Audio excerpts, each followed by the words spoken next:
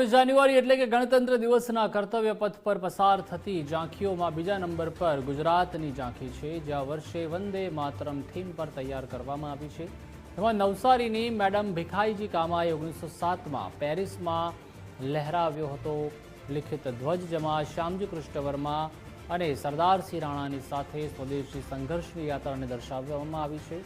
સાથે જ ભારતમાંથી અંગ્રેજો ભગાડવા માટે નીકળેલી દાંડી યાત્રાના પ્રસંગને પણ રોચક રીતે પ્રસ્તુત કરાયો છે।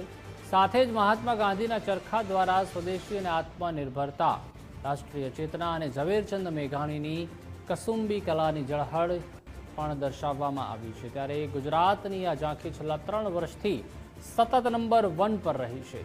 આઝાદી પછીના રાષ્ટ્રધ્વજની નિર્માણ યાત્રા, તેની બદલાતી તાસીર અને ઇતિહાસને ટેબ્લોમાં અનોખી રીતે રજૂ કરવામાં આવ્યો છે, જેમાં વંદે માતરમ દેશભક્તિનો મુખ્ય મંત્ર બની રહ્યો છે।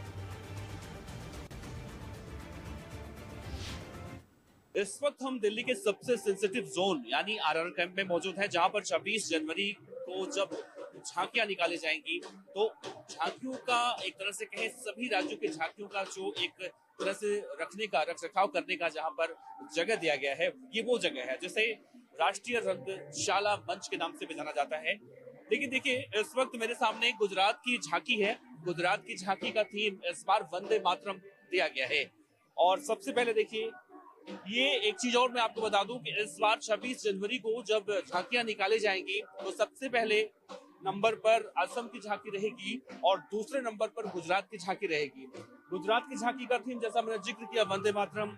आगे आप देख रहे हैं, ये है वीरांगना मैडम भीखाजी कामा और उनके द्वारा जो अभिकल्पित ध्वज है उनके हाथ में, ये इस झांकी का सबसे कहें सेंटर पॉइंट दिया गया है और जिस पर वंदे मातरम आपको लिखा हुआ दिखाई दे रहा होगा। और ये दर्शाता है कि जब पहली बार विदेशी धरती पर 1907 में ये झंडा फहराया गया था पेरिस में, इस बात का मैसेज यहाँ पर दिया गया है। और इस ध्वज को जर्मनी के स्टटगार्ट बर्लिन की इंडियन सोशलिस्ट कॉन्फ्रेंस में भी फहराया गया था।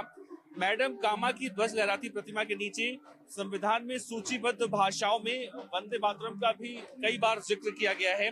और झांकी के जैसे आप अगले भाग में जाएंगे तो देखिए, सबसे पहले यहाँ पर देखिए, झांकी के अगले भाग में देखने को मिल रहा है कि राष्ट्रीय ध्वज का जो बदलता स्वरूप है, आगे जो बनाया गया था उसके बाद उसका स्वरूप बदलता गया है।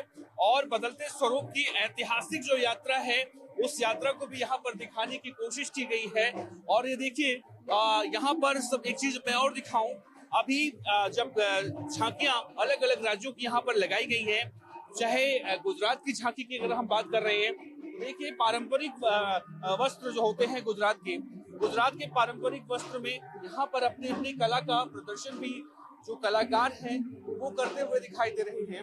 अब जैसा मैंने जिक्र किया 1906 का, तो देखिए 1906, 1907, उसके बाद 1917, यानी जो मध्य झांकी का हिस्सा है 1917, फिर 1921, फिर 1931, फिर लास्ट में आप देखेंगे महात्मा गांधी की वो मूर्ति प्रतिमा देखेंगे। यानी कि जो ये बारडोली यात्रा है, दांडी यात्रा है, ये यहाँ पर दिखाने की, मैसेज देने की इस बार कोशिश की गई है। और जैसा हमने देखा था 2023 या 2024 या 2025, तीनों बार की जो झांकियां हैं उसमें गुजरात को सर्वश्रेष्ठ पुरस्कार मिला था। तो इस बार भी उम्मीद यही जताई जा रही है कि 26 जनवरी को बेशक गुजरात की झांकी दूसरे नंबर पर रहने वाली हो, लेकिन जब इसके रिजल्ट आएंगे, यानी पुरस्कार जीतने की जब बारी आएगी, तो इसमें भी इस बार उम्मीद जताई जा रही है हमेशा की तरह गुजरात फर्स्ट आने वाला है। कैमरामैन गौरव सक्सेना के साथ देवनाथ पांडे, गुजरात से। इस वक्त मैं देश के सबसे highly sensitive zone RR camp में मौजूद हूँ, जहां पर सभी राज्यों की झांकियां हैं। गुजरात की झांकी है। सबसे पहले मैं झांकी दिखाऊंगा, उसके बाद बात करूंगा।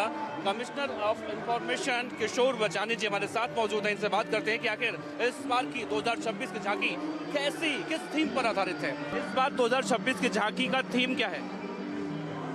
ये झांकी का पर्टिकुलर थीम है स्वतंत्रता का मंत्र वंदे मातरम।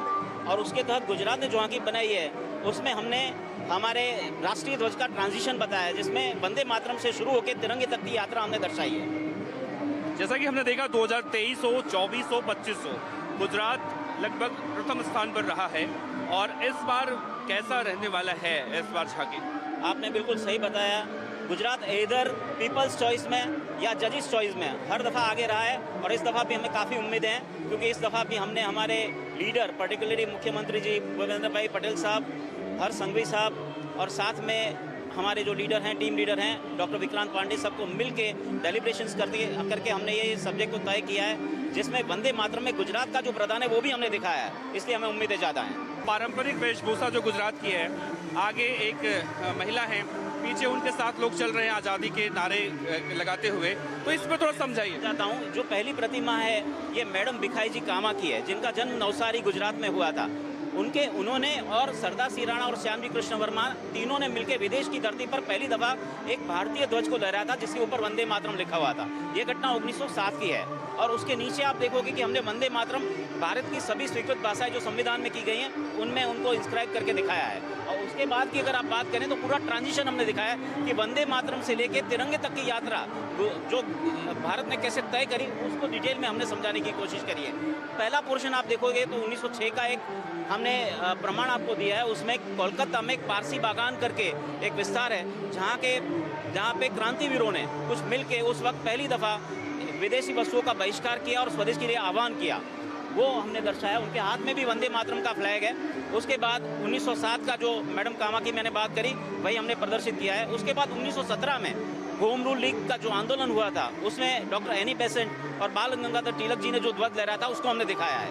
उसके बाद 1921 में पिंगली वेंकैया जो कि आंध्र प्रदेश के क्रांतिवीर थे, उन्होंने एक ध्वज बनाया और उसके केंद्र में उन्होंने चरखा दिखाया था, जिसको उन्होंने गांधी जी को दर्शाया और गांधी जी को पसंद भी आया था, लेकिन उसको औपचारिक तौर पर स्वीकृति दी गई थी 1931 में, वो हमने दिखाया है। उसके बाद आता है आज का ध्वज, जिसको हम तिरंगा बोलते हैं। 22 जुलाई 1947 को हमारी जो संविधान सभा है उन्होंने उसको पारित किया था और उसको उस दिन से हम स्वीकार कर रहे हैं। और पिछले हिस्से में हमने गांधी जी को दिखाया, जो चरखे के साथ हमने दिखाया, जो कि स्वदेशी और स्वावलंबन का प्रतीक भी है, तो वो उसको उनको धर्म चक्र के साथ हमने दिखाया है। और इसके साथ नीचे की तरफ 3 बड़े प्रसंग आज़ादी के वक्त के हमने दर्शाने की कोशिश करी है, जिसमें सबसे पहले स्वदेशी चीज़ों का जो आंदोलन हमने दिखाया है मुंबई में हुआ था, जिसमें विदेशी वस्तुओं को जलाया गया था और उनका बहिष्कार किया गया था। उसके बाद की बात करें तो बारडोली सत्याग्रह, जिसमें वल्लभ भाई पटेल को सरदार की एक टैग दिया गया था, उसका हमने निरूपण किया। और लास्ट में गांधी जी की लीडरशिप में हुई दांडी यात्रा को हमने दर्शाया है। ये हमारा पूरा क्रम है। ये बहुत बहुत शुभकामनाएं सर, आप गुजरात इस बार भी नंबर 1 आए। Thank you very much.